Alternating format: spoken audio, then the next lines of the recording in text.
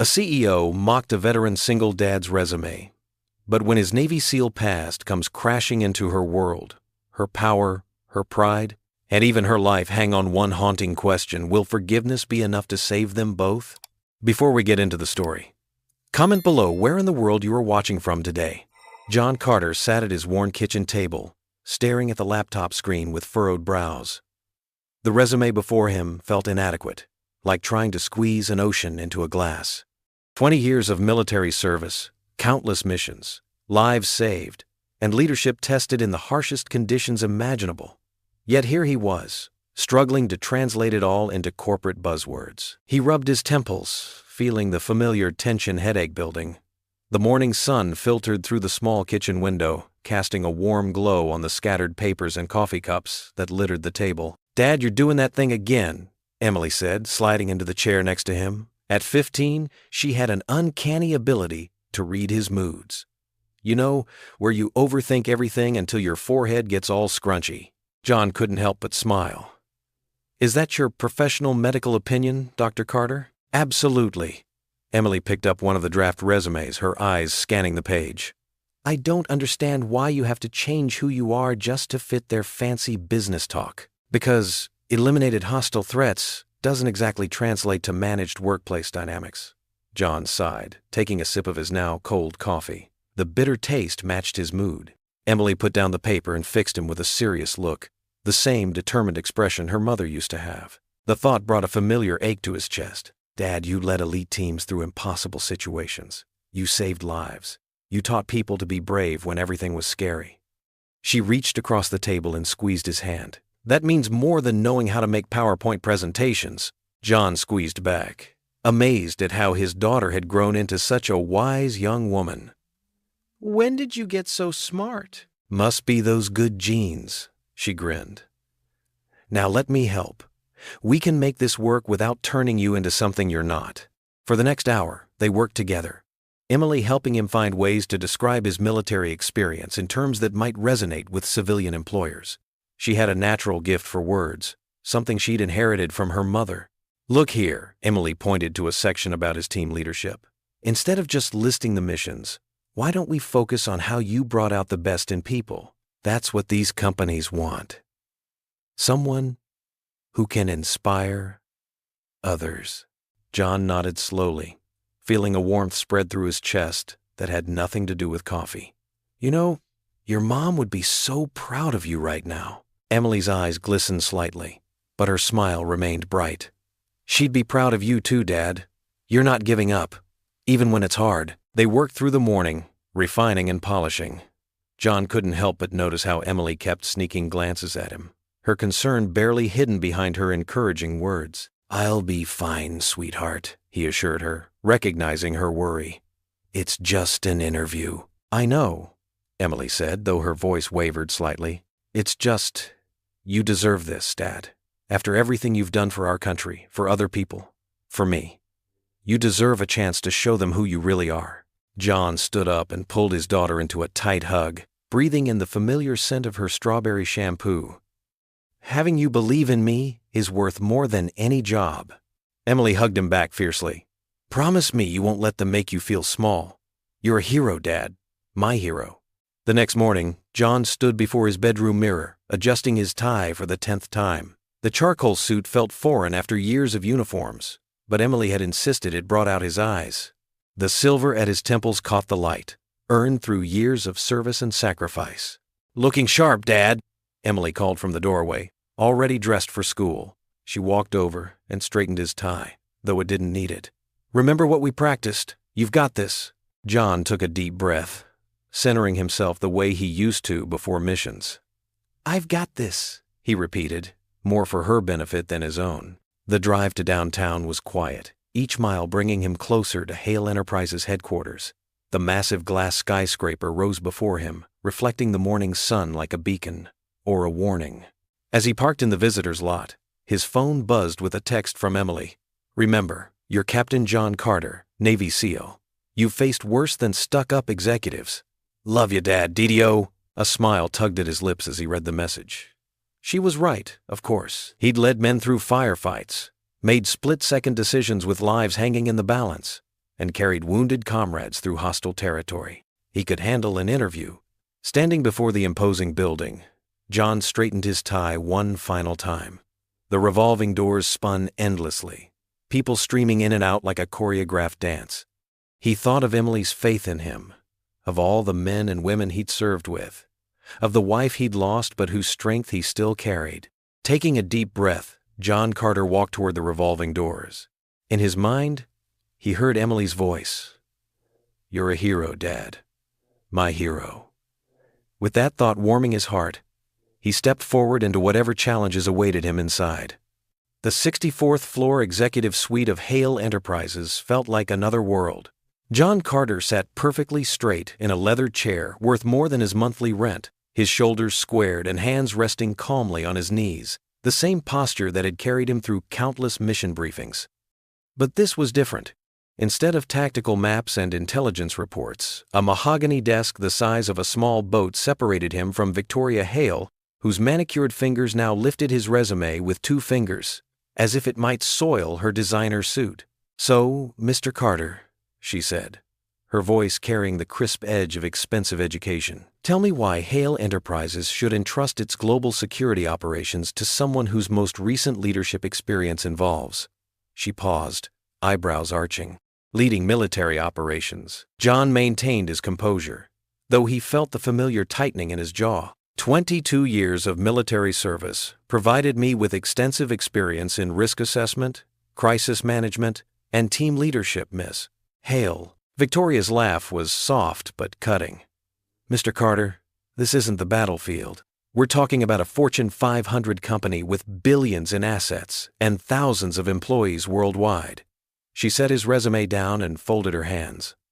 "Our security director needs to understand corporate culture, international business protocols, stakeholder management." The morning sun streamed through the floor-to-ceiling windows, casting sharp shadows across the modern art pieces that adorned her walls.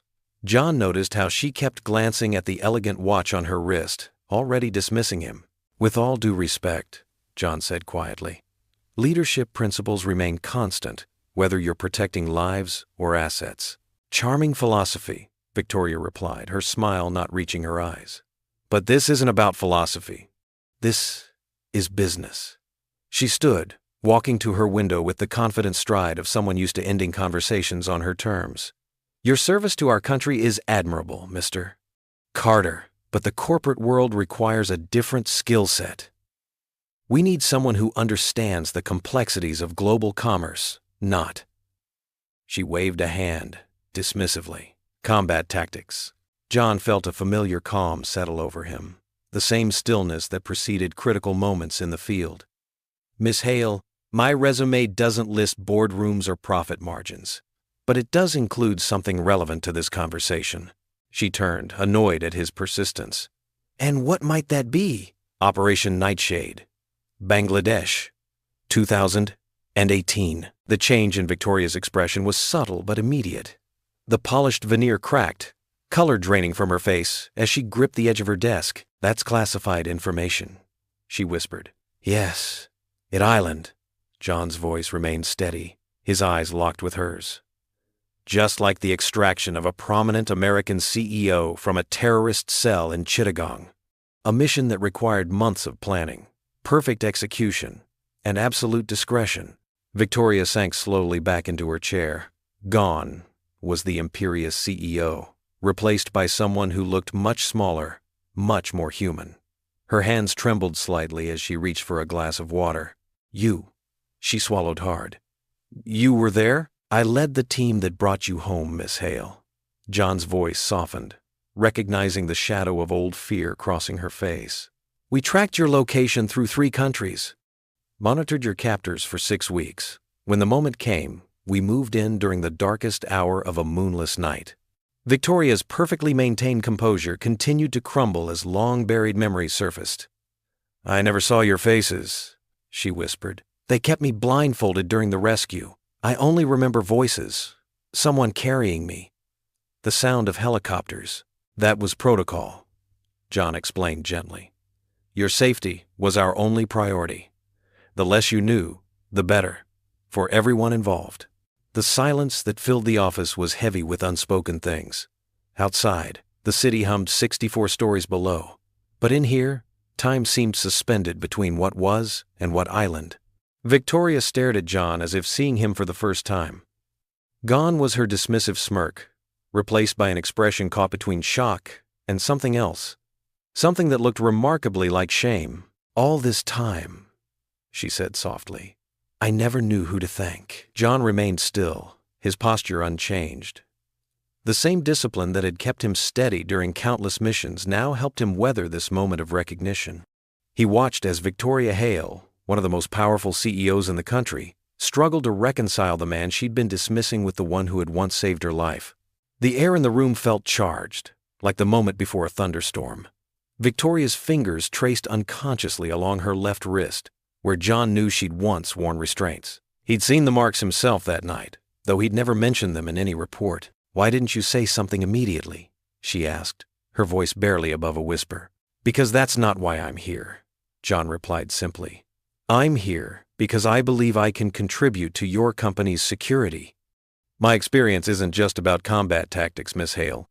It's about protecting people, assets, and interests, sometimes against impossible odds. It's about making decisions under pressure and living with their consequences." Victoria stood again, but this time without her earlier arrogance. She walked to the window, her reflection fragmented in the glass. The sun illuminated her face, and for a moment, John caught a glimpse of the woman they'd rescued. Vulnerable, human, stripped of pretense. She turned back to face him, and their eyes met across the expanse of her office. The silence stretched between them, heavy with shared history and unspoken understanding. The color drained from Victoria Hale's face. Her manicured hand trembled as she set down John's resume. The pristine office, with its floor-to-ceiling windows and modern art, suddenly felt smaller, more confining. Her throat went dry as fragments of memory crashed through the careful walls she'd built around that terrible time. "You," she whispered, her voice losing its earlier sharp edge. "You were there." John sat quietly, his posture remaining respectfully straight, but non-threatening. He didn't need to say more. The truth hung heavy in the air between them. Victoria's mind raced back to those dark days. The musty blindfold, the rope burns on her wrists, the constant fear, then the chaos of gunfire and shouting, followed by a calm, steady voice in the darkness. A voice she now recognized. "I never saw your faces," she said softly, her fingers absently touching her neck where the blindfold had been. "They kept us blindfolded the whole time. But I remember your voice. You told me to stay calm, that everything would be okay." John nodded once, his expression gentle. "That's right, ma'am. My team and I, we did what needed to be done." Victoria pushed back from her desk, standing up to pace near the window. The city sprawled below, but she wasn't seeing it. 3 days. They held me for 3 days. And then you came." She turned back to face him, her expensive heels clicking on the hardwood floor. "Why didn't you say something when you first came in?" "It wasn't relevant to the position, Miss Hale," John replied simply. "I'm here because I want to work, not because of what happened back then." Victoria sank back into her chair, shame coloring her cheeks. "And I just sat here and mocked your service record." She pressed her hands flat against the desk. "Mr. Carter, I don't even know how to begin to apologize." "No apology needed, ma'am. Please." She held up a hand. "Let me finish." She took a deep breath, composing herself. "I was arrogant and dismissive. I looked at your resume and saw what I wanted to see, or rather, what I didn't see. Corner offices, board meetings, profit margins." She gestured to the wall of business awards behind her desk. "I was measuring you against all this." John remained silent, his calm presence a stark contrast to Victoria's obvious distress. "The job is yours," she said firmly. "Of course it's yours. I can't believe I even hesitated. Miss Hale," John's voice was gentle but firm, "I appreciate the offer, but I don't want the position out of guilt or obligation." Victoria straightened in her chair, some of her executive authority returning. "This isn't about guilt, Mr. Carter. This is about me recognizing that I made a serious error in judgment. You have exactly the kind of experience we need. Leadership under pressure, crisis management, strategic thinking. The fact that it was earned in combat rather than a boardroom doesn't make it any less valuable. She pulled out a leather folder from her desk drawer. In fact, it makes it more valuable. John considered her words carefully. My daughter, she's the reason I'm here. She deserves stability, a father with a regular job. But I need to know this is based on merit, not sympathy. Victoria's expression softened at the mention of his daughter. You have a child? Emily, John said, a slight smile warming his features. She's 14. Victoria nodded, understanding flickering in her eyes. Then you know what it's like to want to protect someone more than anything in the world. She opened the folder, revealing employment papers. This job offer is about merit, Mr. Carter. About recognizing real leadership when I see it. Will you accept? John studied her face, seeing the sincerity there. After a moment, he reached for the papers. Yes, ma'am. I will. Victoria's relief was visible as she handed him a pen. Welcome to Hale Enterprises, Mr. Carter. When can you start? Monday works for me, he replied, signing his name with careful precision. After completing the paperwork, John stood to leave. Victoria rose as well, extending her hand. This time, there was no trace of her earlier condescension. Thank you, Mr. Carter. Not just for accepting the position, but for everything. John shook her hand firmly. Just doing my job, ma'am. Then and now. He left Victoria's office with measured steps, waiting until he reached the privacy of the elevator before letting out a long breath. His hands were steady as he pulled out his phone and dialed Emily's number. She answered on the first ring. Dad, how did it go? Well, he paused, still processing everything that had happened. I got the job, sweetheart. Really? Emily's excitement bubbled through the phone. That's amazing. I knew you could do it. John smiled, hearing the pride in his daughter's voice. It's a fresh start for us, Em. A good one. When do you start? What's the office like? Is your boss nice? Monday, he answered, stepping out into the lobby. The office is fancy, lots of glass and chrome. And Miss Hale, well. He thought about the strange turn the interview had taken. She's complicated, but it's going to be okay, right? Emily asked, a hint of worry creeping into her voice. John pushed through the revolving doors, emerging into the bright afternoon sunlight. Yeah, honey, I think at Island. He looked up at the towering building behind him, feeling a mix of hope and uncertainty. I'll tell you all about it when I get home. The aroma of spaghetti and garlic bread filled their small apartment kitchen. John Carter stood at the worn countertop, carefully dividing the simple meal onto 2 mismatched plates, while Emily set their modest table. The overhead light flickered slightly, another thing he needed to fix when money wasn't so tight. Dad, you have to tell me everything. Emily bounced on her toes as she placed the paper napkins next to their plates. Her dark hair was pulled back in a messy ponytail, her eyes bright with excitement. What was her office like? Did she have one of those fancy coffee machines? John couldn't help but smile at his daughter's enthusiasm. Actually, she did.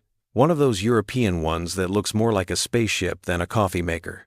He carried their plates to the table, the pasta steaming. But I didn't get to try it. Emily slid into her chair, tucking one leg underneath her, a habit she'd had since she was little. But you got the job. That's what matters, right? She twirled spaghetti around her fork with practiced ease. No more night security shifts at the mall? No more night shifts, John confirmed, breaking off a piece of garlic bread. The butter melted into the warm crust, reminding him of simpler times when Sarah would bake fresh bread on Sunday afternoons. He pushed the memory aside gently. Regular hours, better pay, actual benefits. I knew you could do it. Emily's voice carried that pure, unshakable faith that only a child could have in their parent. Those fancy executives probably never met anyone like you before. Someone who's actually done real things, helped real people. John paused, his fork halfway to his mouth. The memory of Victoria Hale's face when he'd mentioned the rescue flashed through his mind. The shock, the recognition, the shame. Sometimes real things are complicated, sweetheart. Is this about what happened with Miss Hale? Emily's perception always surprised him. She might be only 15, but she could read him like a book. You got kind of quiet when you called to tell me about getting the job. John set his fork down, choosing his words carefully. Let's just say she and I had met before, in very different circumstances. It was unexpected for both of us. Was it during one of your missions? Emily leaned forward, pasta momentarily forgotten. The ones you can't talk about? He nodded slowly. Some things are better left in the past. But yes, our paths crossed once, years ago. He took a sip of water, buying time. The important thing is, I start Monday. Regular hours mean I can be home for dinner every night. Emily's face lit up. Really? No more microwave leftovers at midnight? Really? John reached across the table and squeezed her hand. And maybe we can finally fix up this place a bit. Get that new dresser you've been wanting. Dad, I don't care about furniture. Emily's voice grew serious, her hand tightening around his. I just want you to be happy. You deserve this. After everything. After Mom. She swallowed hard. I'm just really proud of you. The simple sincerity in her words hit John like a physical force. Here was his daughter, who'd lost her mother far too young, who'd dealt with his PTSD nightmares, who'd never complained about their tight budget or small apartment, telling him she was proud. His throat tightened. Come here, kiddo. He opened his arms, and Emily moved around the table, hugging him tight. She smelled like strawberry shampoo and that vanilla body spray she'd started wearing recently. I'm the proud one, he whispered into her hair. You've been so strong through everything. They finished dinner talking about lighter things. Emily's upcoming history test, the neighbor's new puppy, whether they should try growing herbs on their tiny balcony. It felt normal, peaceful, like maybe things were finally turning around. After dinner, Emily insisted on doing the dishes while John reviewed his new employee paperwork at the kitchen table. The corporate jargon swam before his eyes, terms of employment, non-disclosure agreements, benefit packages. It was a far cry from military contracts with their straightforward language and clear chain of command. Later that night, after Emily had gone to bed, John knelt beside his own bed. The springs creaked as he folded his hands, bowing his head in the darkness. Emily had left her door slightly ajar, as she often did, and he kept his voice barely above a whisper. Lord, I know I don't talk to you as often as I should, he began, his voice rough with emotion. But I need your guidance now more than ever. This isn't like anything I've faced before. No manual, no training for this kind of battlefield. He paused, gathering his thoughts. I don't know if I belong in their world. All those degrees on the wall, those power suits and corner offices. Sarah would know what to do. She always did. But I'm just a soldier. His voice cracked slightly. Please, help me be strong for Emily. Help me not mess this up. She believes in me so much, and I can't let her down.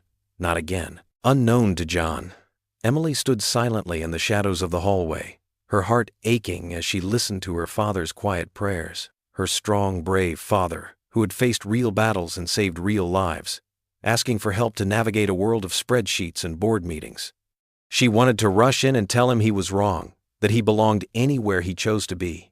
Instead, she crept back to her room, letting him have this private moment with his faith. Through the thin walls of their apartment, a police siren wailed in the distance. John remained kneeling, his head bowed, his whispered words mixing with the city sounds floating up from the street below. The morning sun reflected off the glass tower of Hale Enterprises as John Carter approached the building. His polished dress shoes clicked against the marble floor of the lobby. The security guard, Pete, according to his name tag, gave him a friendly nod. Morning, Mr. Carter. First day, right? Pete's warm smile put John at ease. Got your ID badge already here. Just John is fine, he replied, accepting the badge. And thanks, Pete.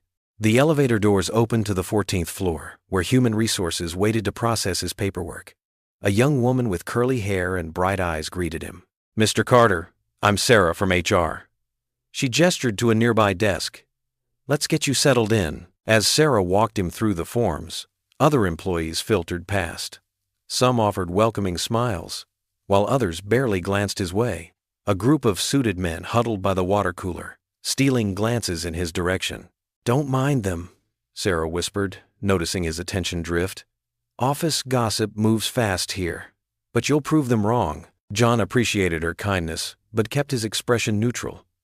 He'd faced worse than workplace whispers. After HR, Sarah led him through a maze of cubicles toward the security department. Phones rang and keyboards clicked as they passed. Some employees stood to shake his hand. Welcome aboard. Nice to meet you. Looking forward to working with you. Their warmth felt genuine, though John caught fragments of other conversations. Heard he's a veteran. Victoria's pet project. Probably guilt over something. The security department occupied a corner of the floor. Several screens displayed camera feeds and security metrics. A team of analysts worked at their stations, some wearing headsets. "Team, this is John Carter, our new security director," Sarah announced. A broad-shouldered man in his 30s stepped forward. "Mike Reynolds, assistant director. Glad to have you on board, sir. Looking forward to working together," John replied, shaking his hand. Mike gave him a tour of the department, explaining their systems and protocols. John listened carefully, noting areas for improvement, but keeping his observations to himself. Better to learn the lay of the land first. "And this is your office," Mike said, opening a door. The space was modest but functional, with a desk, computer, and views of the city below. John set down his briefcase, remembering Emily's proud smile that morning. "Staff meeting in 10 minutes, Mike reminded him. "Want me to show you to the conference room? Lead the way." They walked past more cubicles. A woman, in an expensive suit, deliberately stepped aside as they passed, as if avoiding contact. Two men in ties lowered their voices, watching John with poorly concealed disdain. The conference room was already half full when they arrived. John took a seat near the middle, neither hiding in the back nor dominating the front. Years of military briefings had taught him to observe before acting. Victoria Hale entered last, commanding attention without effort. Her eyes met John's briefly before she began the meeting. "Good morning, everyone. First, please welcome John Carter, our new security director." A scatter of polite applause followed. John nodded in acknowledgement, keeping his posture relaxed but alert. The meeting covered quarterly goals, upcoming projects, and department updates. John noticed the subtle dynamics: who spoke with authority, who stayed silent, who rolled their eyes at other suggestions. When the meeting ended, Victoria approached him. "How's your first morning going, John?" "Fine, thank you." He kept his tone professional, neither warm nor cold. "Good. We'll meet later this week to discuss your vision for the department." As people filed out, John heard snippets of conversation. "Can't believe she hired him. Probably can't even use Excel. Just wait till he faces the board." Later, John headed to the break room for coffee. The machine was complicated, nothing like his simple pot at home, but he figured it out without asking for help. Two executives in expensive suits entered, apparently not noticing him by the counter. "Did you see the new security guy?" one said, loading a pot into the machine. "Guess Victoria's doing community service now." The other laughed. "Right? I mean, what's next? Hiring a janitor as CFO? Hey, he probably knows how to shine shoes really well. Military training and all that." John's jaw clenched, but he kept his movements steady as he stirred his coffee. His medals and scars meant nothing to them, but he'd faced worse than paper tigers in tailored suits. The executives continued their conversation, either oblivious to or uncaring of his presence. John remembered Emily's words that morning. "Show them who you really are, Dad." He would, not by confrontation or complaint, but through quiet competence and unwavering dignity, the same way he'd led his team through countless missions, with patience, discipline, and strength of character. Taking his coffee, John left the break room without acknowledging the executives. Their laughter followed him down the hall, but it didn't touch him. He had a job to do, and he would do it well. Not for them, not for Victoria, but for the same reason he'd always served. Because it was right. Back in his office, John opened his laptop and began reviewing security protocols. The whispers and mockery would continue, but so would he. One day at a time, one task at a time, just as he'd taught his team in the SEALs. The morning sun caught his wedding ring as he typed. Somewhere between the glass walls and polished floors of Hale Enterprises, John Carter, veteran, widower, father, began his new mission with quiet determination. The mahogany-paneled boardroom hummed with tension as Victoria Hale stood at the head of the long table. Sunlight streamed through floor-to-ceiling windows, casting sharp shadows across the faces of 12 board members who sat in expensive leather chairs, their expressions ranging from skeptical to openly hostile.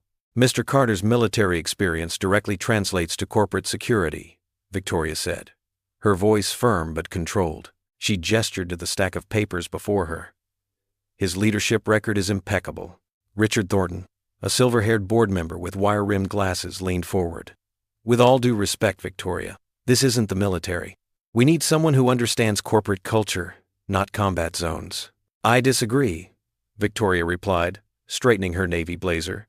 John Carter's strategic thinking and crisis management skills are exactly what we need. He has zero corporate experience, Margaret Chen interrupted, tapping her pen against the polished table. No MBA, no business background.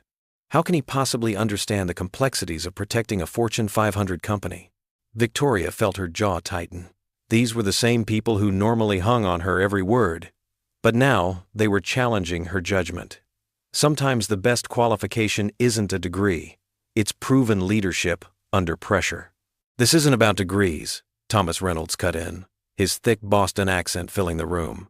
It's about liability. What happens when the press gets wind that we hired a veteran with? He glanced down at his notes. Documented PTSD? Victoria's eyes flashed. That's completely out of line, Thomas. Is it? Margaret asked. We have shareholders to consider. Our stock could take a hit if people think we're making emotional hiring decisions. Emotional? Victoria's voice rose slightly. John Carter led elite teams in high-stakes situations. He's managed complex operations with multiple moving parts. That's exactly the kind of experience we need. Victoria, Richard said softly, using the tone one might take with an unreasonable child. We understand you feel a certain obligation to Mr. Carter, given your history. The room grew still. Everyone knew about the rescue, though it was never openly discussed. This has nothing to do with that, Victoria said, her words clipped. This is about hiring the most qualified person for the job. Then let's look at the other candidates, Thomas suggested, pulling out another folder. James Morrison has 15 years of corporate security experience, MBA from Wharton, currently heading security for a tech giant in Silicon Valley. Victoria shook her head. Morrison lacks real-world crisis experience. He's never had to make split-second decisions with lives on the line. That's exactly our point, Margaret interjected. We're not in a war zone. We need someone who understands corporate politics, not battlefield tactics. Outside the boardroom, John Carter stood perfectly still near the water cooler, his face impassive as the voices carried through the partially open door. He hadn't meant to eavesdrop, but now found himself unable to move away. Each word struck like a physical blow, though his expression never changed. Back in the boardroom, Victoria placed both hands on the table, leaning forward. I've made my decision. John Carter starts today as our new security director. You may have hired him, Richard said carefully, but this board has the authority to review and overturn executive decisions that could impact company stability. Are you threatening to override me? Victoria's voice was dangerously quiet. We're suggesting you reconsider, Margaret said diplomatically. Perhaps we could create a different position for Mr. Carter, something more suitable to his experience level. Victoria straightened up, her expression hard. I've never asked this board to trust my judgment blindly, but I'm asking now. John Carter will prove himself if given the chance. And if he doesn't? Thomas asked. If he fails, then I'll take full responsibility, Victoria answered firmly. Outside, John's hands clenched briefly at his sides, then relaxed. He'd faced worse doubts before, in SEAL training, in combat, in raising Emily alone. The words stung, but they also sparked something familiar in his gut, the quiet determination that had carried him through the darkest moments of his life. We'll give him 3 months, Richard finally conceded inside the boardroom. A probationary period. But if there are any issues, any at all, we'll need to make a change immediately. Victoria nodded curtly. Agreed. Now, shall we move on to the quarterly projections? As the conversation shifted to financial matters, John silently moved away from the door. His footsteps were soundless on the plush carpet as he walked down the hallway, back straight, head high. The doubt and dismissal he'd heard weren't new. He'd faced similar prejudice before. But this time, instead of anger, he felt a calm resolve settle over him. They wanted proof? He would give it to them. Not through arguments or explanations, but through action, the way he'd always proven himself. One day at a time, one challenge at a time, with the same quiet competence that had kept his teams alive in the world's most dangerous places. He reached his new office, a modest space with a window overlooking the city. On his desk sat a framed photo of Emily, her smile bright and confident. Next to it was his Navy SEAL trident, a reminder of everything he'd already overcome. The board member's words echoed in his mind. Zero corporate experience. Liability. Unsuitable. He'd heard similar doubts before stepping into his first combat mission, before adopting Emily as a single father, before every major challenge he'd faced and overcome. John sat down at his desk, pulled out a notepad, and began writing. He wouldn't waste energy defending himself or arguing his worth. Instead, he would do what he'd always done. Let his actions speak louder than any words could.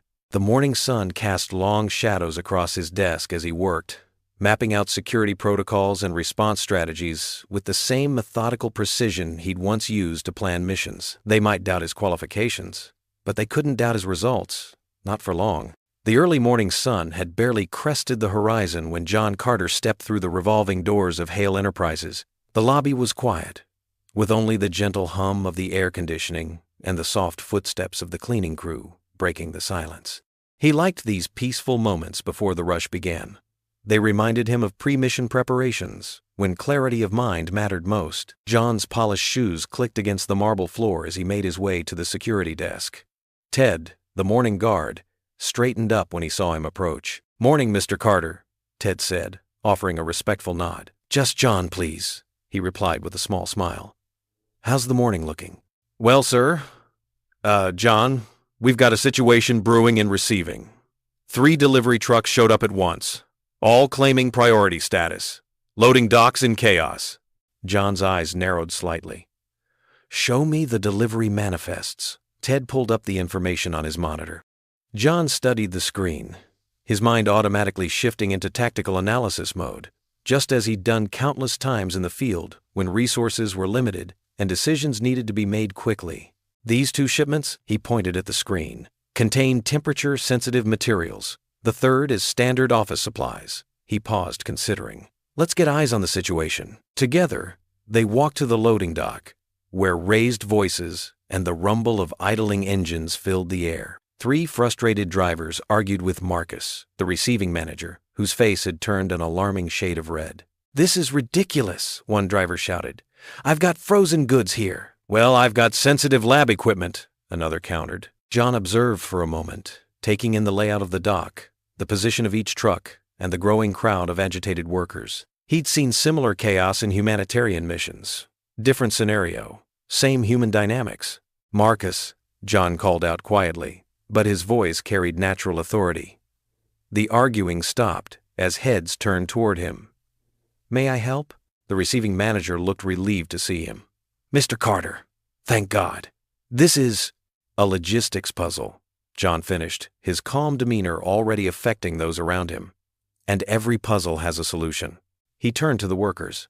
"I need 3 teams. Team 1, clear Bay 2 completely. Move everything to the temporary storage area. Team 2, prepare the cold storage facility. Team 3, stage the office supplies in the holding area." His clear, precise instructions had an immediate effect. Workers who had been standing around uncertain began moving with purpose. "Sir," one of the younger workers raised his hand. "The cold storage facility is usually locked until 8. John nodded. "Call Angela in facilities. Her number is on the emergency contact list. Tell her John Carter needs access for priority deliveries." While the worker made the call, John turned to the truck drivers. "Gentlemen, we'll have you unloaded in the next 30 minutes.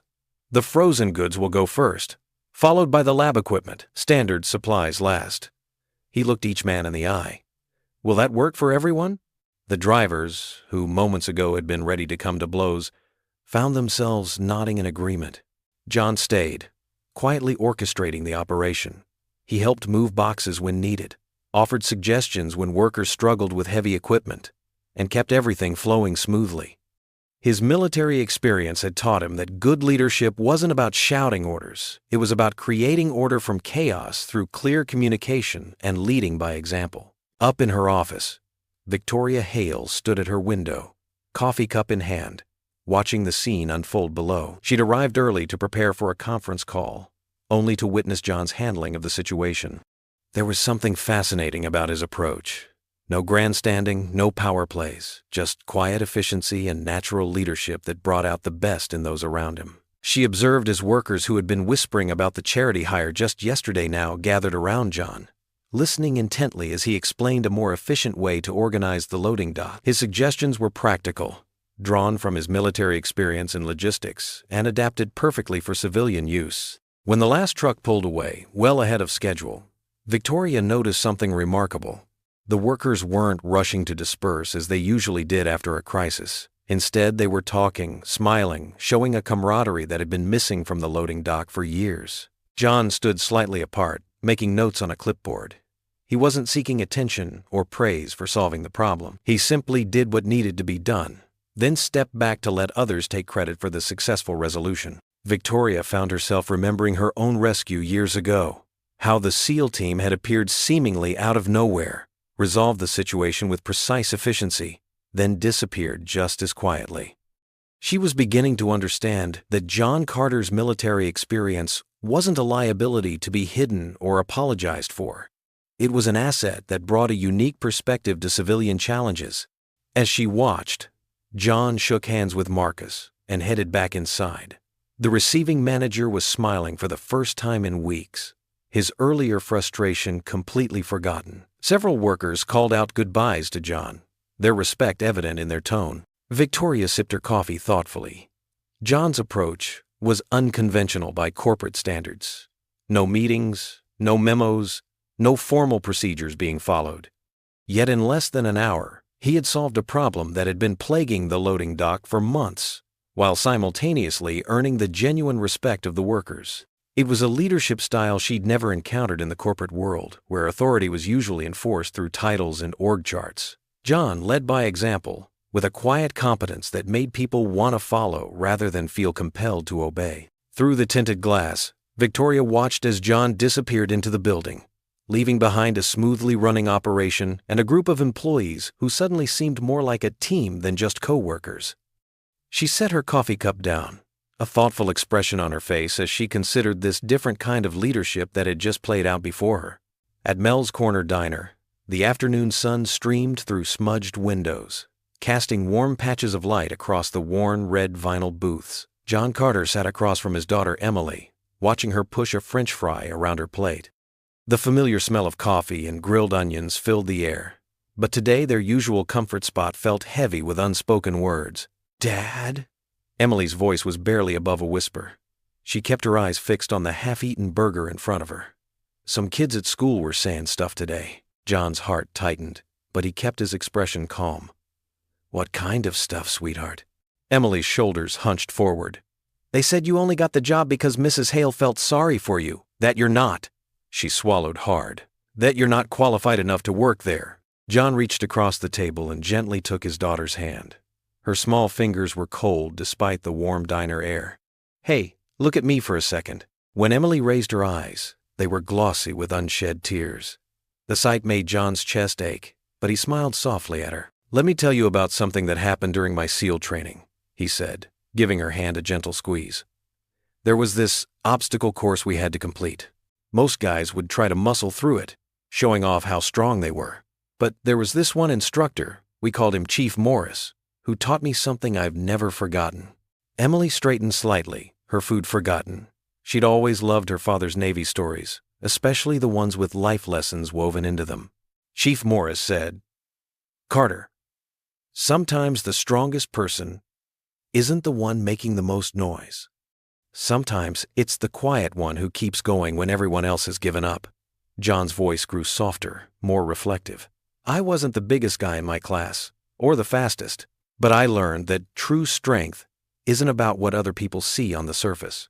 The waitress stopped by to refill John's coffee cup. Emily waited until she left before asking, "But how do you do it, Dad? How do you go to work every day when people are so mean?" John stirred his coffee thoughtfully. "You remember when we moved here after Mom passed? How hard those first few months were?" Emily nodded, her expression softening at the memory. "But we got through it together, didn't we? One day at a time." John leaned forward. "Sometimes the bravest thing we can do is just show up, do our best, and let our actions speak for themselves. Like when you helped me learn to swim?" Emily's lips curved into a small smile. "I was so scared, but you said fear only wins if we let it." "Exactly." John's eyes crinkled at the corners. "And remember what happened? I became the fastest swimmer in my class," Emily said, sitting up straighter. "Because you didn't give up. You kept showing up at the pool, even when you were scared." John took a sip of his coffee. "That's what I'm doing now at Hale Enterprises. People can say what they want, But at the end of the day, it's not their opinions that matter. Emily tilted her head. What matters then? What matters is knowing who we are and what we stand for. John's voice grew firm but gentle. In the SEALs, we had a saying, the only easy day was yesterday. It means that challenges make us stronger, even when they're hard. Especially when they're hard. Like that time your team had to carry those heavy logs during training? Emily asked, remembering another of her father's stories. Just like that. We succeeded because we worked together, trusted each other, and never gave up. John smiled. And you know what? Those were the lessons that really mattered. Not how much we could lift or how fast we could run. Emily pushed her plate aside, sitting up straighter. So, when kids at school say mean things, we remember that their words can only hurt us if we let them, John finished. We stand tall, keep our heads high, and let our actions speak louder than their words. Like you do at work, like I do at work. John nodded. Every day I focus on doing my job the best I can. That's all any of us can do. Our best. Emily was quiet for a moment, processing her father's words. Then she stood up from her side of the booth and walked around to his side. Without saying anything, she wrapped her arms around him in a tight hug, burying her face in his shoulder. Thanks, Dad, she whispered. I think I understand now. John held his daughter close, feeling the familiar surge of love and protection that had guided him through every challenge since becoming a single father. When Emily pulled back, her eyes were clear and determined, no longer clouded with doubt. Ready to head home? John asked, reaching for his wallet. Emily stood tall, squaring her shoulders in a way that reminded John so much of her mother. Ready, she said firmly, and wrapped him in another hug before they prepared to leave the diner. The ordinary Tuesday morning at Hale Enterprises shattered when piercing alarms cut through the usual office chatter. Red emergency lights flashed across the pristine walls of the 40-story building, casting an eerie glow over suddenly panicked faces. John Carter's head snapped up from his desk, his military instincts kicking in instantly. While others froze, his mind cleared with familiar focus. The chaos around him slowed to a manageable rhythm as years of training took over. Everyone remain calm, he commanded, his voice carrying across the floor with quiet authority. The scattered employees turned toward him, finding stability in his steady presence. This is not a drill. We're going to evacuate in an orderly fashion. Through the growing commotion, security alerts flashed across computer screens. Someone had breached the building's main server room. John's radio crackled with scattered reports of unauthorized access on multiple floors.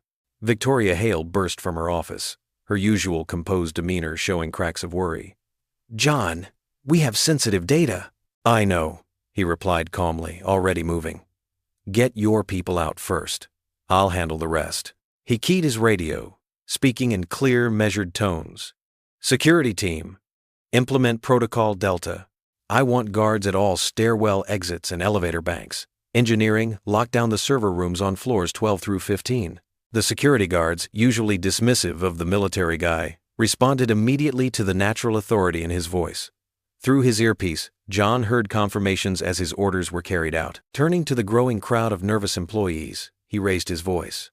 Listen up. We're evacuating in groups of 20. Follow your floor wardens to the nearest stairwell. Stay together. No elevators. If you have visitors, keep them with you.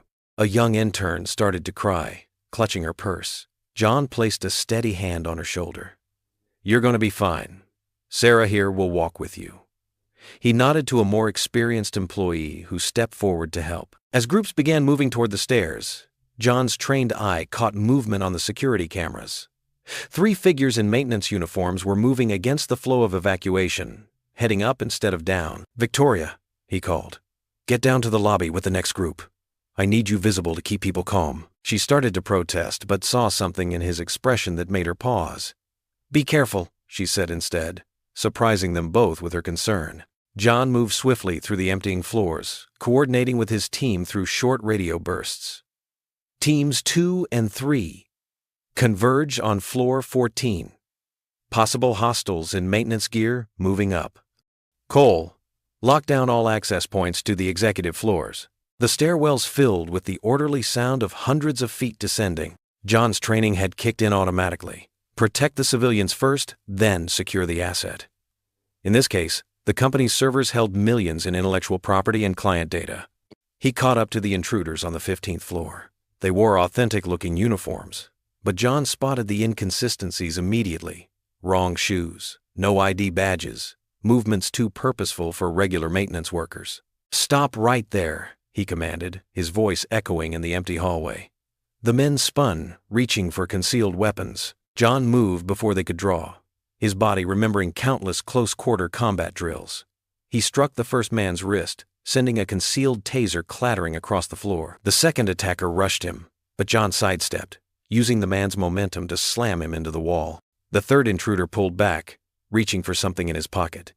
John's hand shot out, gripping the man's arm with iron strength. "I wouldn't," he said quietly. Security teams pounded up the stairs, surrounding the subdued intruders. John supervised as they were cuffed and searched, finding sophisticated hacking equipment and building schematics. "Clear the building floor by floor," he ordered his teams. "I want every room checked before we give the all clear." Down in the lobby, Victoria watched the security feeds with growing amazement as John methodically contained the threat. His movements were precise, his commands clear and confident. This was not the same man the board had dismissed as unqualified. After 30 tense minutes, John's voice came over the building's PA system. "The building is secure. All threats have been contained. Please return to your floors in an orderly fashion. Security teams will verify IDs at all entrances." As employees filed back in, the mood had shifted dramatically. People pointed at the security cameras, describing how they had watched John take down the intruders. Others shared stories of how his calm leadership had prevented panic during the evacuation. Victoria stood in the lobby, watching as John descended the stairs with his security team, the handcuffed intruders between them. Local police were already waiting to take custody. Employees gathered in the atrium broke into spontaneous applause. John looked uncomfortable with the attention, but he couldn't avoid the waves of gratitude. A young woman from accounting stepped forward to thank him personally, tears in her eyes as she described how his presence had helped her handle her anxiety during the evacuation. "Just doing my job," he said quietly, but the words carried weight now.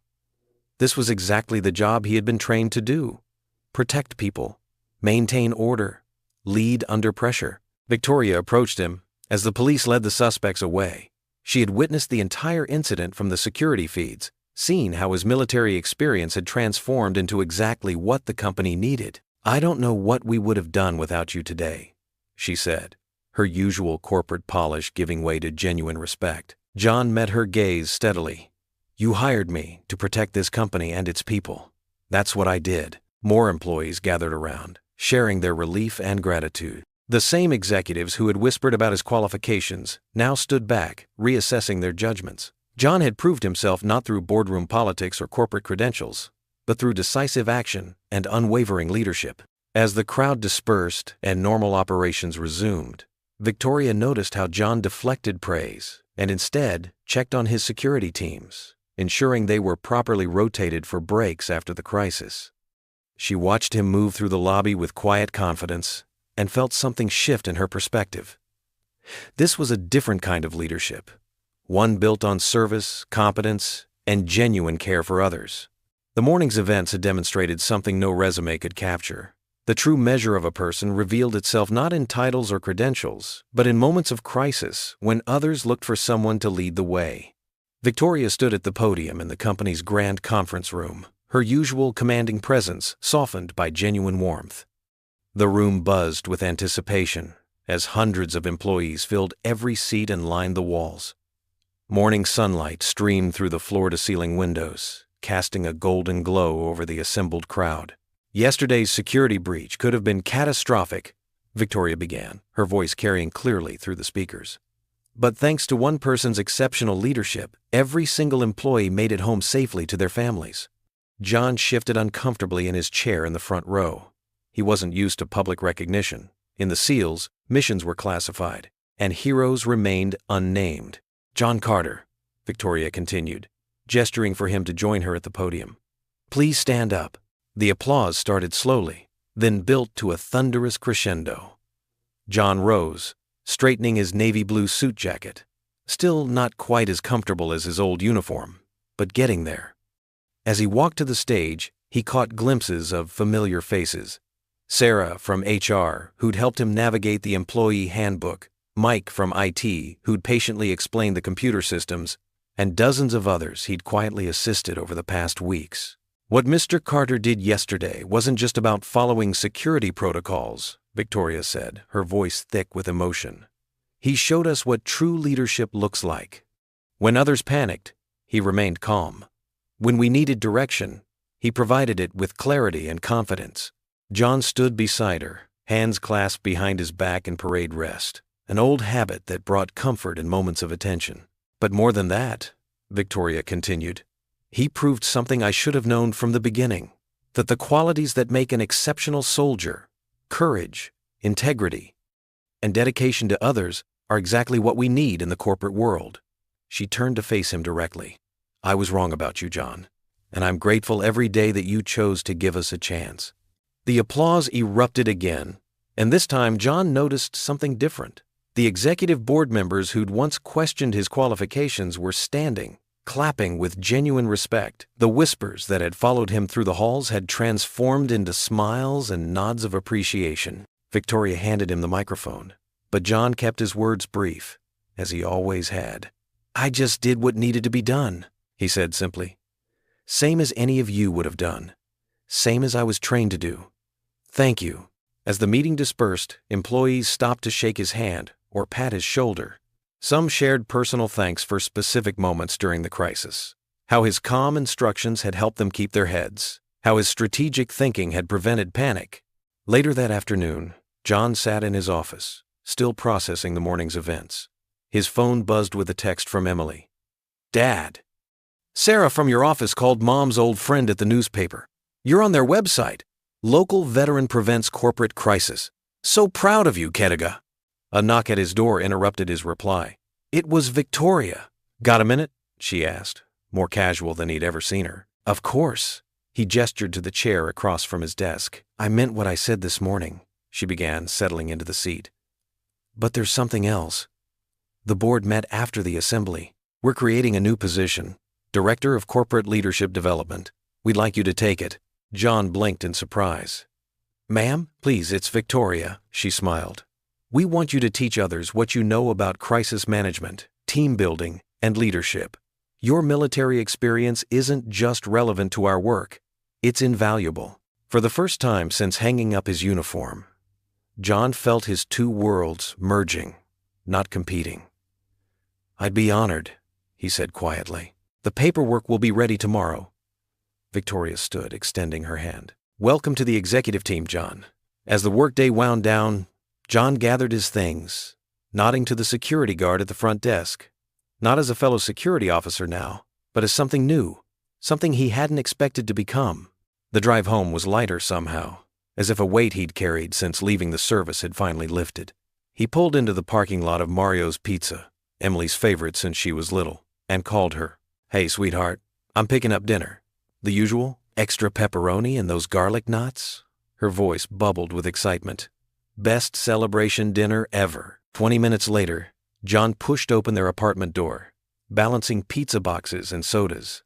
Emily bounded from the couch, her dark hair swinging as she rushed to help him. Dad, I can't believe it. You're like actually famous now. She grabbed plates from the kitchen, chattering happily. Maddie showed everyone at school the article, and even Mr. Peterson mentioned it in history class when we were talking about everyday heroes. They settled onto their worn but comfortable couch, the coffee table serving as their dining room. Emily folded her slice New York style, just like her mother used to, and John felt a familiar, bittersweet warmth at the gesture. You know what's funny? Emily said between bites. Remember when you were worried about fitting in there? And now they're all trying to be more like you. John chuckled, reaching for another slice. Life has a way of surprising us, doesn't it? Mom would be so proud, Emily said softly. I mean, she always was, but you know what I mean. I know, sweetie. John wrapped an arm around her shoulders, pizza forgotten for a moment. I think she'd be even prouder of you, the way you've handled everything, how you've kept me going. Emily leaned into his embrace, then straightened up with a grin. So, does this mean we can finally get a dog? Now that you're a big executive and all? John laughed, a full, deep laugh he hadn't used in ages. We'll see. Maybe we should start with a fish, A fish? Emily's mock outrage sent them both into fits of laughter. Dad, you literally saved an entire building. I think you can handle a puppy. They spent the rest of the evening sharing pizza and stories, the TV forgotten in favor of real conversation. Emily insisted on hearing every detail about the ceremony, and John found himself sharing more than usual, caught up in her enthusiasm.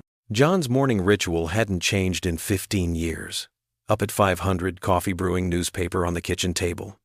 But today, something was different. His phone buzzed incessantly with notifications, each one making his stomach twist a little tighter. The headline on his screen made his coffee go cold.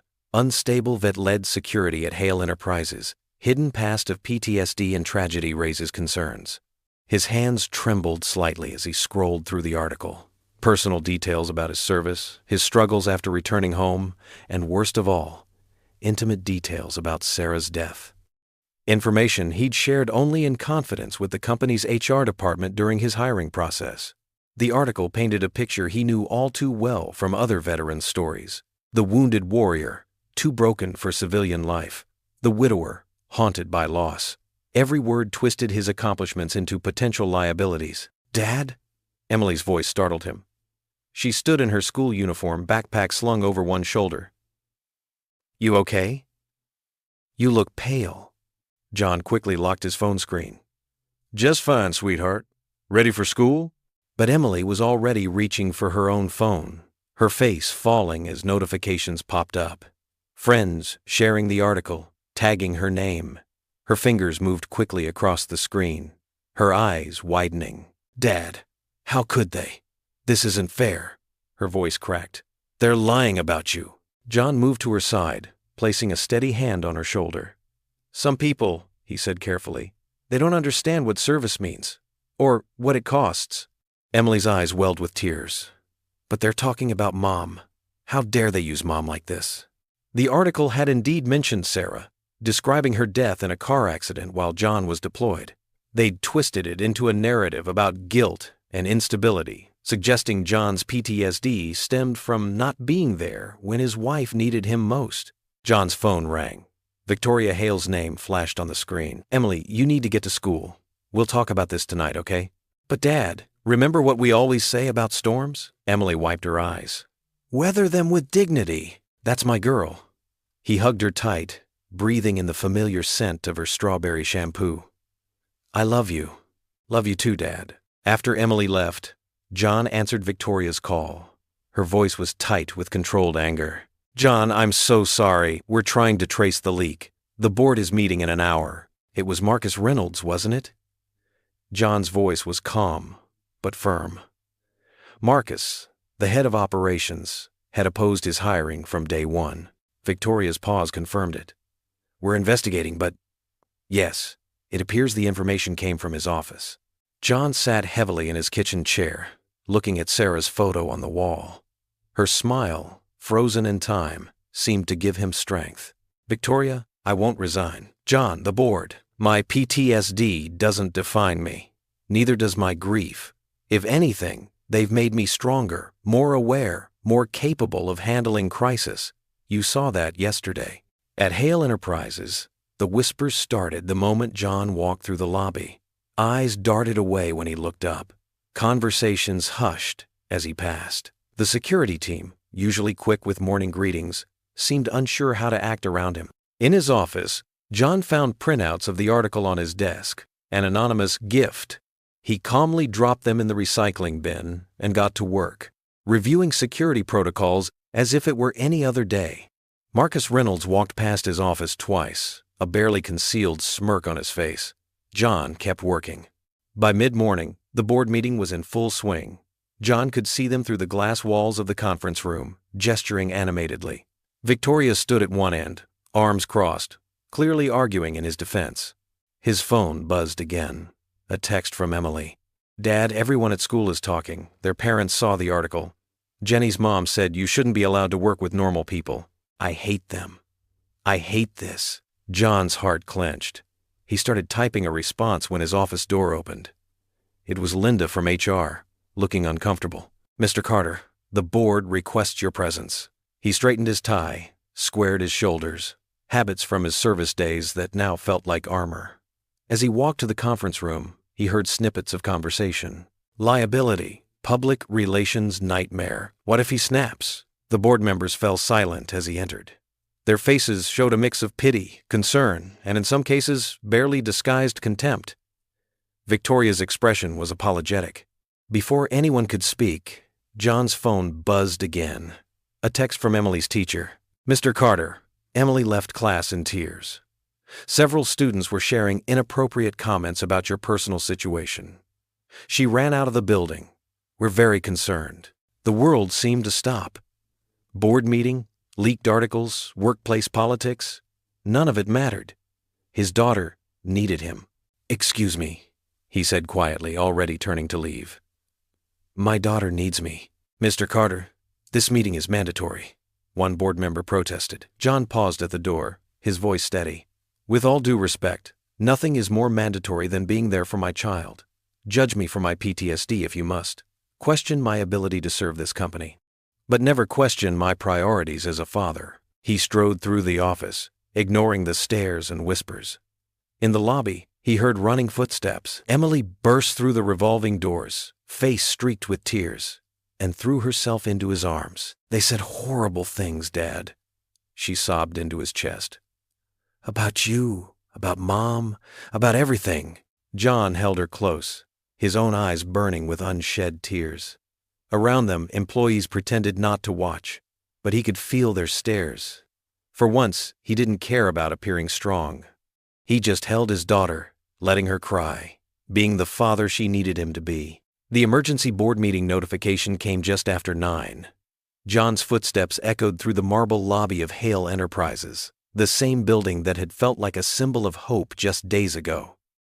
Now, every reflective surface seemed to mock him, showing fragments of a man trying to hold himself together. Security guards, who usually nodded respectfully, now averted their eyes. The elevator ride to the top floor stretched into an eternity of soft muzak and shifting feet. John stood perfectly still, the way he'd learned in the service, when in doubt, maintain bearing. The boardroom doors loomed ahead, heavy oak panels that probably cost more than his annual salary. Inside, 14 faces turned to watch him enter. Some wore masks of concern. Others barely concealed their satisfaction. Victoria sat at the head of the table, her usual commanding presence diminished by the tension in her shoulders. "Mr. Carter," said Harrison Wells, the board's vice chairman, "please, take a seat." John chose a chair halfway down the table, keeping his back straight and face neutral. A stack of newspapers sat in the center of the polished wood surface. His life, his pain, his private struggles splashed across the headlines in bold black ink.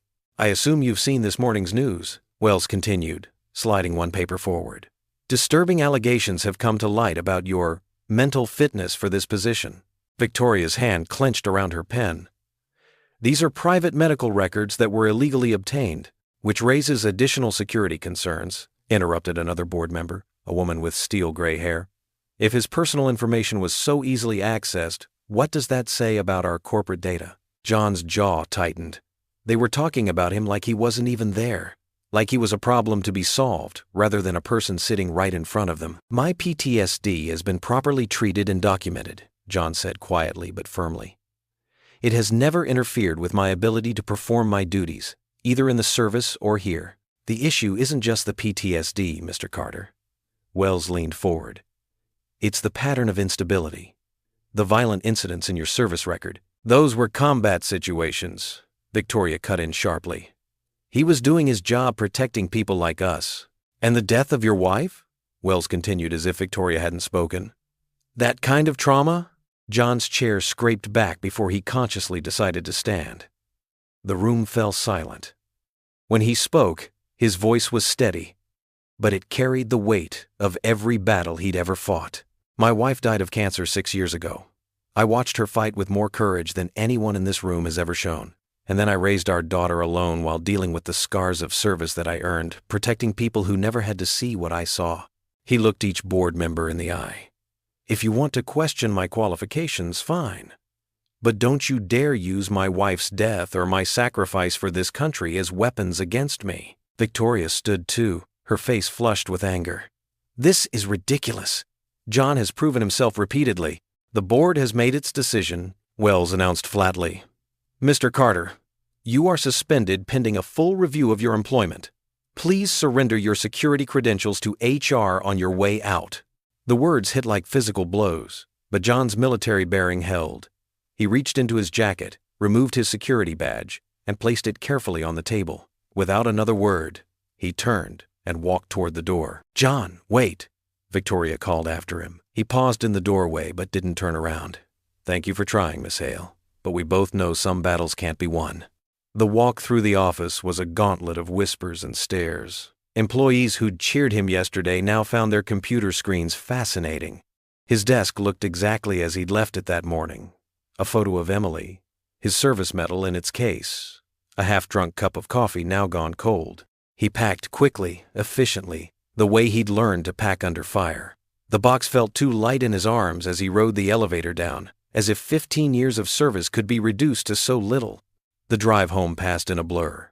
He found himself sitting on his living room couch as evening shadows crept across the walls. His old dress uniform hung in its garment bag in the open closet, medals catching the last rays of sunlight. John unzipped the bag with trembling fingers, running his hand over the crisp fabric.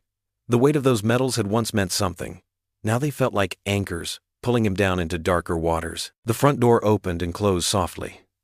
Emily's footsteps padded across the carpet, but he couldn't bring himself to look at her, couldn't bear to see disappointment in her eyes. The couch dipped as she sat beside him. For a long moment, they sat in silence, watching the shadows deepen across his folded uniform. Then Emily's small hand covered his, warm and steady. The only easy day was yesterday, she whispered, quoting the SEAL motto he'd taught her years ago. The simple words, spoken with such faith, made something crack inside him. A single tear rolled down his cheek as his daughter's hand tightened around his, holding him together when everything else was falling apart. The morning sun filtered through the worn curtains of the Carter apartment, casting long shadows across the kitchen floor. John sat at the table, staring into his untouched coffee. His phone lay silent beside him. No calls from the office, no messages from colleagues who'd shared laughs with him just days ago. The newspaper on the counter remained folded and unopened. He couldn't bear to see if there were any more stories about him. Emily appeared in the doorway, already dressed for school in her favorite blue sweater and jeans. Her backpack was nowhere in sight. "Dad," she said firmly, "we're going out for breakfast." John glanced up, surprised by her tone. "Honey, I don't think—" "No excuses." Emily crossed her arms, looking so much like her mother that it made his heart ache. "You always told me that Carters don't hide when things get tough." A weak smile tugged at his lips. "Did I say that?" "About 1,000,000 times." She walked over and tugged at his arm. "Come on, you haven't even changed out of yesterday's clothes." John looked down at his rumpled dress shirt, the one he'd worn to that awful board meeting. He hadn't bothered changing before falling into a restless sleep on the couch. "Give me 10 minutes, he conceded. In the shower, the hot water helped wash away some of the fog from his sleepless night. Emily was right. Hiding at home wouldn't solve anything. He changed into jeans and a clean navy sweater, running a comb through his short hair more out of habit than vanity. They walked 3 blocks to Mary's Diner, a local spot they'd frequented since Emily was little. The morning air was crisp, carrying the first hints of autumn. A few early joggers passed them, and John found himself automatically scanning for threats, old habits that had kept him alive in war zones. The diner's bell chimed as they entered. Mary herself was behind the counter, her gray hair tucked under a hairnet.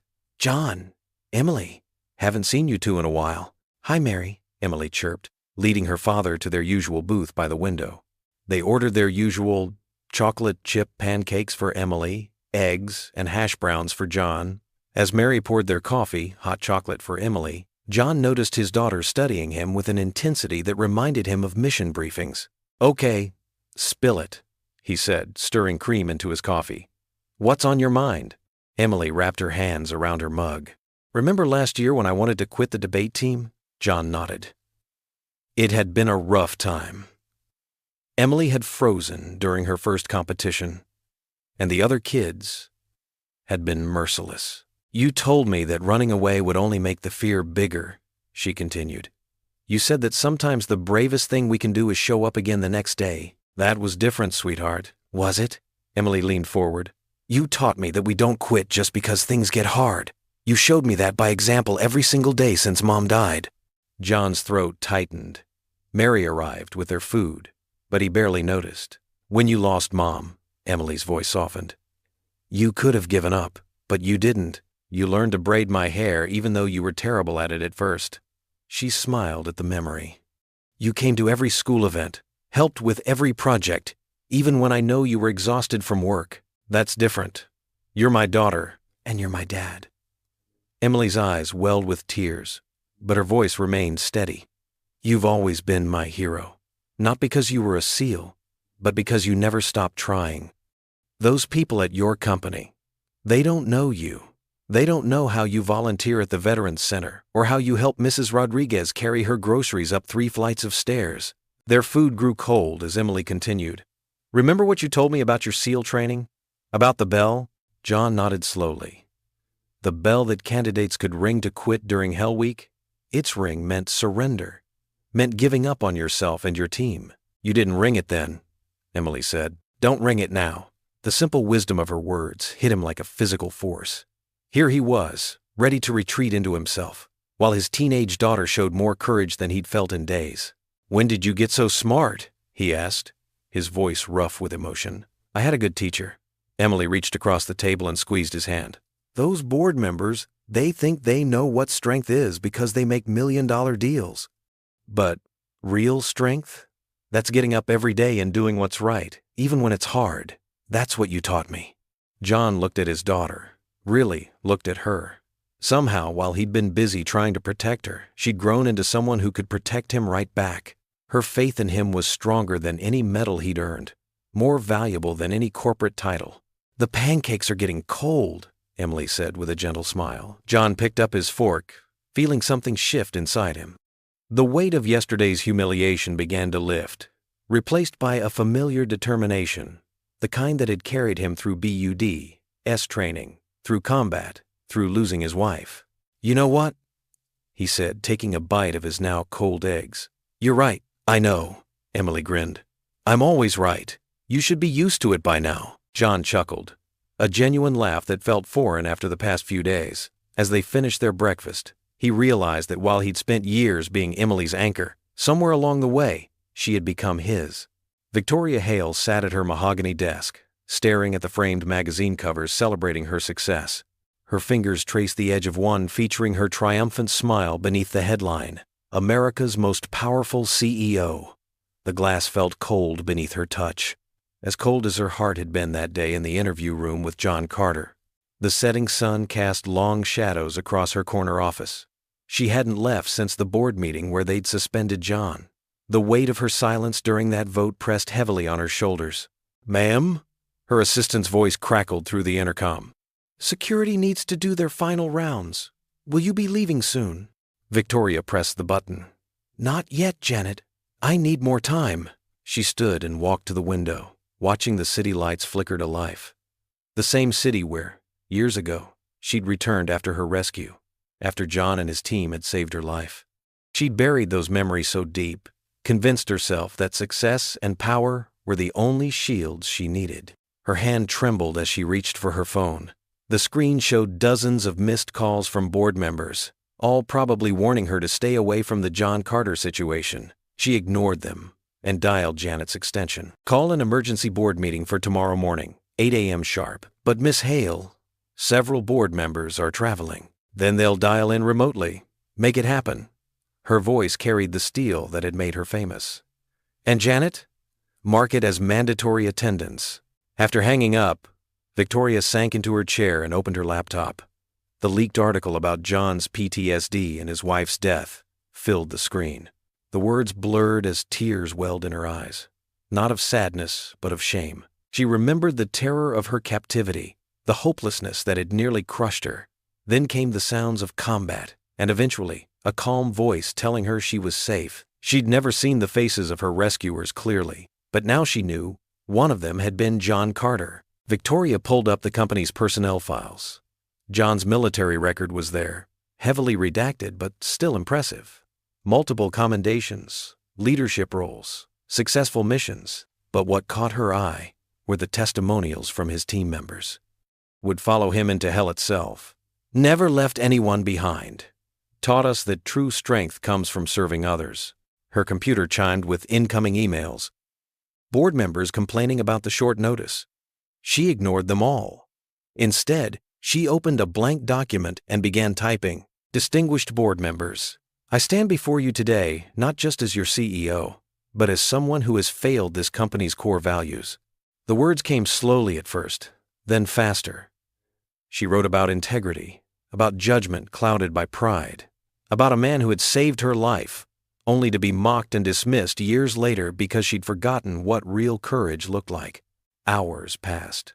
Janet left a sandwich that went untouched. Victoria wrote and rewrote, pouring her heart onto the screen.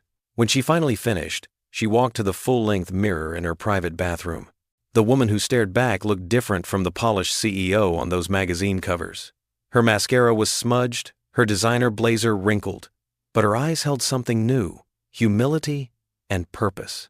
She smoothed her hair and began to practice her speech. "I was wrong," she said to her reflection, voice shaking. "We were all wrong about John Carter." The words caught in her throat. She started again, stronger this time. "This company claims to value integrity, courage, and leadership. Yet when a man who embodies all these qualities stood before us, we saw only what we wanted to see." Tears rolled down her cheeks, but she kept going. "I'm not asking you to give him his job back. I'm telling you that if he goes, I go too, because I cannot lead a company that rejects the very principles it claims to uphold." Victoria wiped her eyes, smearing expensive makeup across her sleeve. She didn't care. Tomorrow would change everything. Her reputation, possibly her career, but for the first time in years, she felt truly worthy of her position. She practiced the speech again and again, each time with more conviction. The night grew deeper, but she stayed, rehearsing words that might save more than just John's job. They might save the soul of her company and her own. In the mirror, tears glistened on her cheeks as she prepared to sacrifice everything she'd built for a man who had once sacrificed everything to save her. The morning sun streamed through the floor-to-ceiling windows of the Hale Enterprises boardroom, casting long shadows across the polished table. Victoria Hale stood at its head, her usual confident posture masking the nervous flutter in her stomach. Around her sat 12 board members, their faces a mix of skepticism and curiosity. Through the glass walls, she could see a growing crowd of employees gathering in the atrium below. Many held handmade signs supporting John Carter. The sight strengthened her resolve. "Ladies and gentlemen of the board," Victoria began, her voice steady despite her racing heart. "I've called this emergency meeting to address our grievous error in suspending John Carter." Arnold Matthews, a senior board member, leaned forward with a frown. "Miss Hale, we've been through this. The publicity risks—" "No," Victoria cut him off, something she'd never done before. The boardroom fell silent. "Today, you will listen to me, not as your CEO, but as someone whose life was saved by the man we so casually dismissed." She took a deep breath and moved to the window, gesturing at the gathering below. "Look at our people.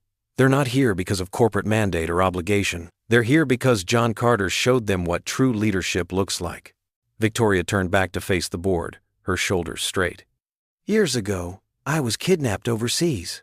I never told any of you the full story because I wanted to forget it happened. I wanted to pretend I was always this polished, successful woman you see before you." Her voice wavered slightly.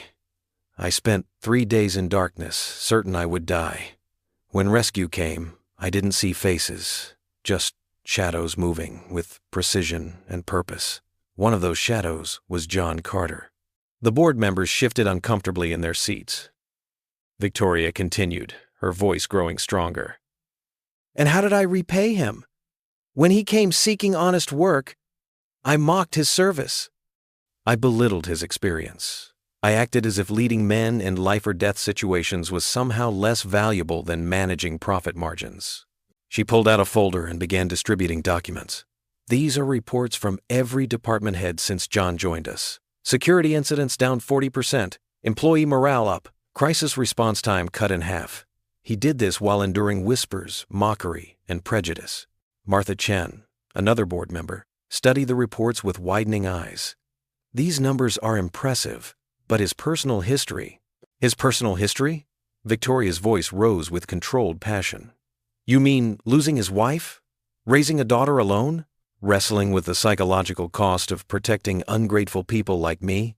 Yes, let's talk about that history. She walked slowly around the table, making eye contact with each member. John Carter's PTSD isn't a liability. It's a testament to his humanity. He has seen the worst of humanity yet chosen to believe in its best. While we've been trading stocks, he's been trading his life for others. Through the windows, the crowd in the atrium had grown larger. Someone had started a chant. Bring Carter back. Victoria pulled out one final document. This is my letter of resignation, effective immediately if you don't reinstate John Carter. But not just as security director, as our new executive advisor on leadership and crisis management. Gasps echoed around the table. Arnold Matthews sputtered.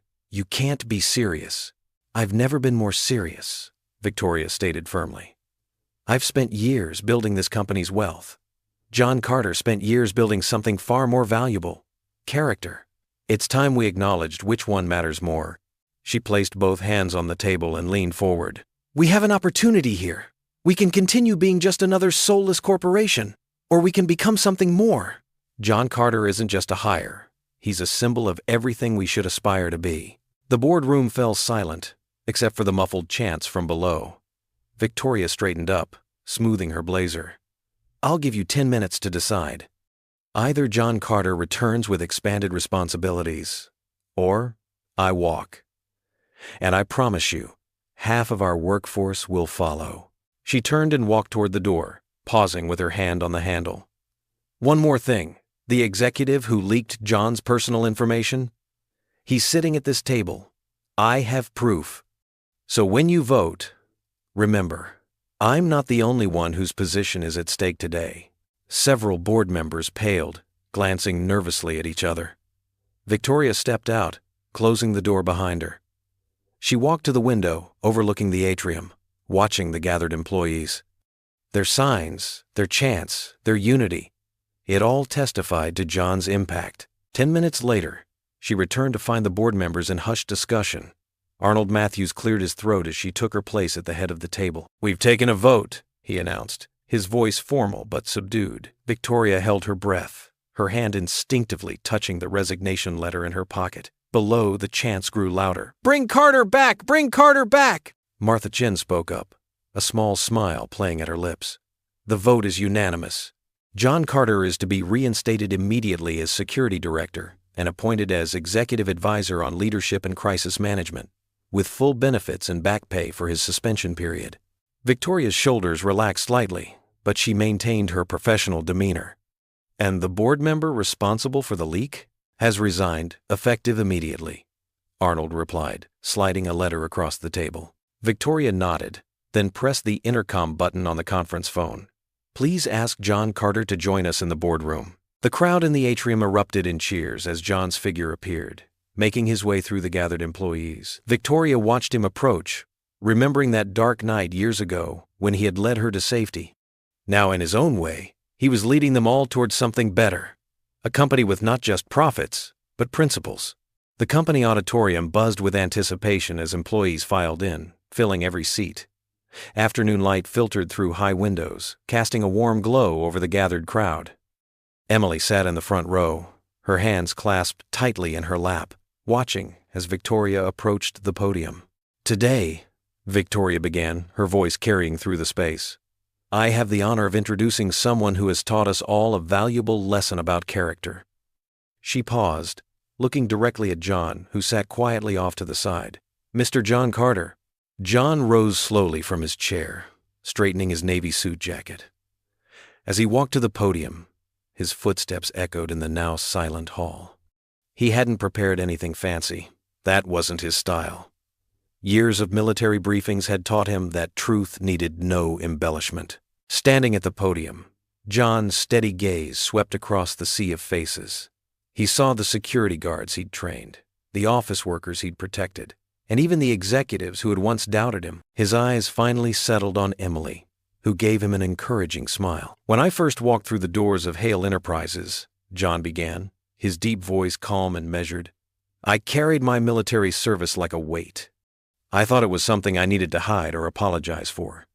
He paused, letting his words sink in. "I was wrong." The audience leaned forward, drawn in by his quiet intensity. Even those who had been checking their phones now looked up, captivated. You see, service isn't just about wearing a uniform or carrying a weapon. It's about putting others before yourself. It's about doing what's right, even when it's hard. Especially when it's hard. His voice grew stronger, more passionate.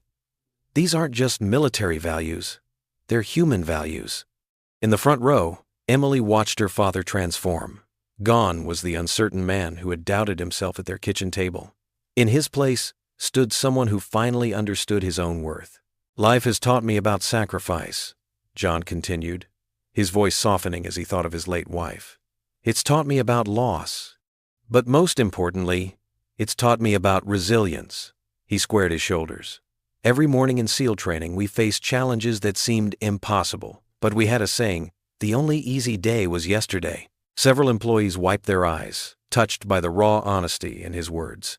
Even Victoria, standing to the side, dabbed at her cheeks with a tissue. "When I was suspended," John acknowledged, addressing the elephant in the room, "I almost gave up.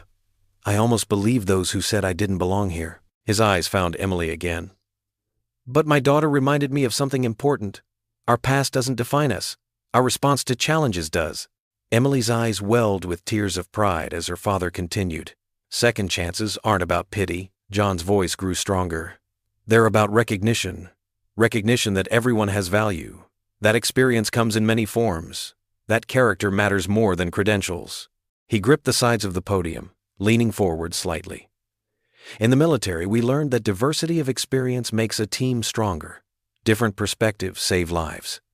The same is true in business. When we judge people solely by traditional metrics, we miss out on incredible talent and wisdom." The silence in the hall was absolute, broken only by occasional sniffles from the moved audience. "I stand here today not as a former SEAL trying to prove himself, but as a man who understands that every experience, every struggle, every victory, every setback has value." John's voice carried to the farthest corners of the room. "I'm grateful to Miss Hale and this company for seeing that value, for giving me the chance to show that leadership isn't about where you came from, but about where you're willing to go and who you're willing to help along the way." He straightened up, his voice firm with conviction. "To everyone here who has ever felt out of place, who has ever been told they don't belong, who has ever doubted their own worth, remember this: your experiences matter. Your perspective matters. You matter." John's eyes swept the room one final time. "Thank you for teaching me that second chances aren't just about starting over. They're about growing stronger. And thank you for showing me that sometimes the greatest act of service is simply believing in yourself and others." As John stepped back from the podium, the hall erupted in thunderous applause. People rose to their feet, many wiping tears from their eyes. Through the standing ovation, Emily remained seated for a moment, her heart swelling with pride. She looked up at her father, her hero, and whispered, "That's my dad." The applause gradually died down as people began filing out of the auditorium. John stood at the podium, gathering his notes with trembling hands, still processing the overwhelming response to his speech. The emotions of the day had left him drained but somehow lighter, as if a weight he'd carried since leaving the service had finally begun to lift. As the last few employees trickled out, their voices echoing in the hallway beyond, Emily caught his eye from the front row and gave him a knowing smile. She gestured that she'd wait outside, understanding that some moments needed space. Victoria Hale remained in her seat, watching as the room emptied. Her usual commanding presence had softened, and she looked almost small in the vast auditorium. When the door finally clicked shut behind the last person, she stood and walked slowly toward the stage. John noticed her hands fidgeting with her pearl necklace, a nervous gesture he'd never seen from the normally composed CEO. He stepped down from the podium to meet her at eye level. "That was quite a speech," Victoria said quietly, her voice lacking its usual sharp edge. "Thank you, ma'am. Please." She held up her hand. "Just Victoria." She took a deep breath, and John could see her, struggling to find the right words. "I need to say something, and I need you to let me get it all out." John nodded, standing at ease, a habit from his military days that now brought comfort rather than tension. "When you first sat in my office," Victoria began, her voice wavering slightly, "I saw what I wanted to see, a man who didn't fit my narrow view of success. I looked at your service like it was somehow less valuable than an MBA." She paused, swallowing hard. "I was wrong. So terribly wrong." She walked to one of the front row seats and sank into it, patting the spot next to her. John sat down, giving her the space to continue. "You know, I buried those memories of the kidnapping so deep," she continued, staring straight ahead. "The fear, the helplessness. I couldn't bear to feel that vulnerable.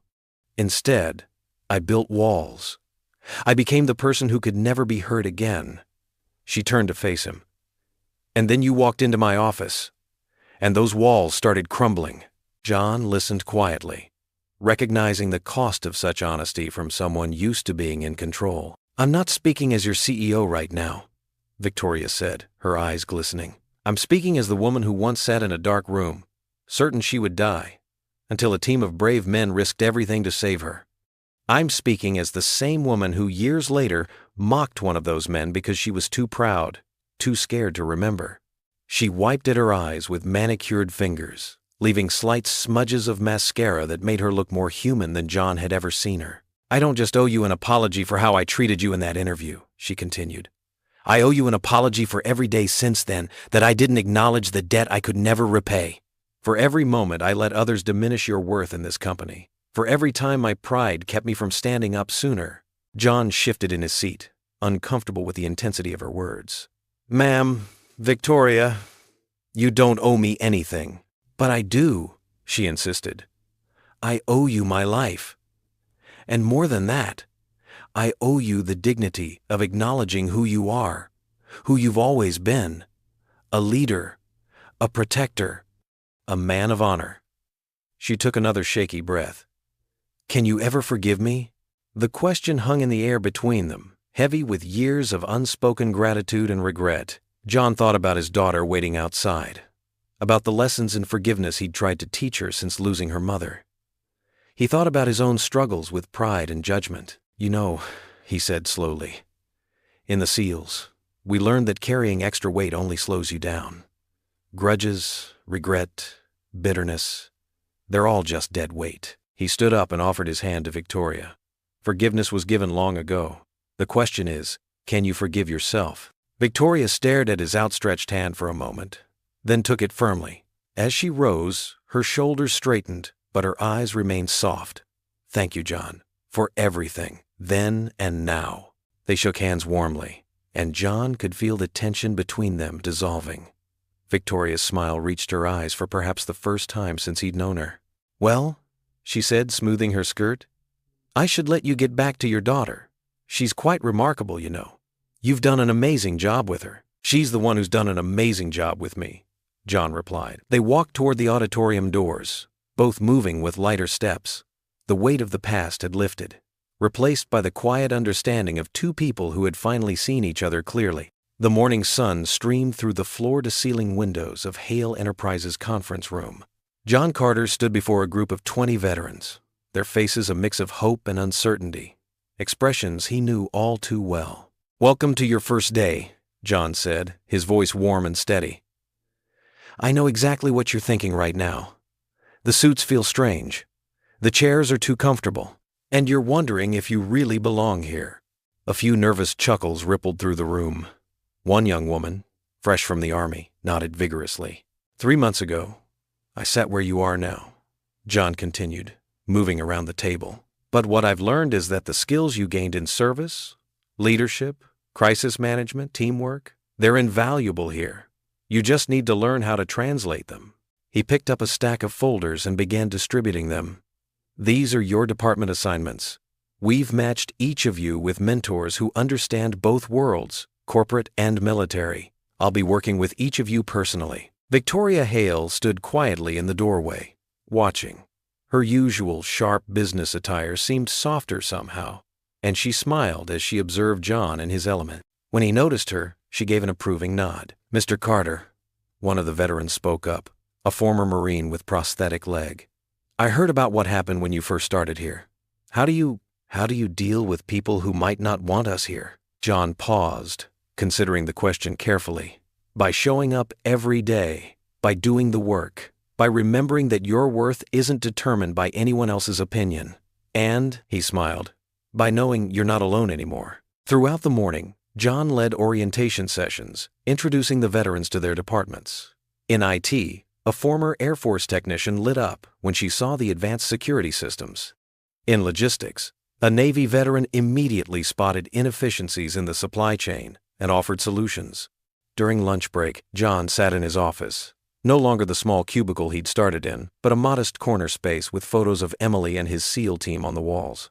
He was reviewing mentor assignments when Victoria knocked on his door. "The board just approved the additional funding for the veteran program," she said, entering. "We can expand to 50 positions by next quarter." John looked up, genuine gratitude in his eyes. "Thank you, Victoria. This means everything to them." She sat down, her usual CEO persona giving way to something more personal. "No, thank you, John. You've changed this company. Changed me." She gestured to the window where the new hires were gathering. "Look at them. They remind me of you that first day, except they have something you didn't." "What's that?" "Someone who understands them, someone who's walked their path." She stood to leave, then turned back. "Oh, and Emily called. She's waiting in the lobby to have lunch with you." John checked his watch and smiled. Their daily lunch meetings had become sacred time, a tradition born from their struggles and strengthened by their triumph. In the lobby, Emily sat reading a book, her backpack beside her. When she saw John, her face lit up. At 16, she carried herself with new confidence, proud of who she was and where she came from. "Dad!" She hugged him tight. "How are the new veterans doing?" "Good, really good." They walked toward their favorite deli across the street. "Remember Marcus, the Marine I told you about? He already has 3 ideas for improving the warehouse system." Emily squeezed his hand. "Just like you, always finding ways to make things better." They passed the security desk where John's first challenges had begun. Now, the guards saluted him, not because they had to, but because they wanted to. They passed the break room where he'd once overheard mockery, now filled with animated discussions between veterans and civilian employees. "You know what Sarah from my class said today?" Emily asked as they waited for the elevator. "She said her mom applied for the veteran program. She served in the Army, but she's been struggling to find work," Sarah said. "She said you gave her mom hope." John felt his throat tighten. The elevator doors opened, and they stepped in. Through the glass walls, they could see the city sprawling before them, bathed in the warm afternoon light. "Dad?" Emily's voice was soft. "Remember when you used to say you didn't know where we belonged anymore? After Mom died, and you left the service?" John nodded, memories of their uncertain days washing over him. "Look around," she said, gesturing to the building that had become so much more than just a workplace. "Look at all the lives you're changing. Look at how far we've come." They reached the lobby, and John signed out for the day. As they walked through the revolving doors, the setting sun painted the sky in brilliant oranges and pinks. Emily's hand found his, just as it had during their darkest days. "We're finally home, Dad," she said softly. John smiled, feeling the truth of her words deep in his soul. The peace he'd been searching for had found him not in letting go of his past, but in using it to build a better future. In his daughter's eyes, he saw all the hope and purpose he'd ever need. What would you do if you were in their place? Comment your answer below, and let's see how you'd rewrite the ending. If you enjoyed the story of John Carter, I handpicked the next story that you will enjoy. Please don't miss this one. Click here to watch it.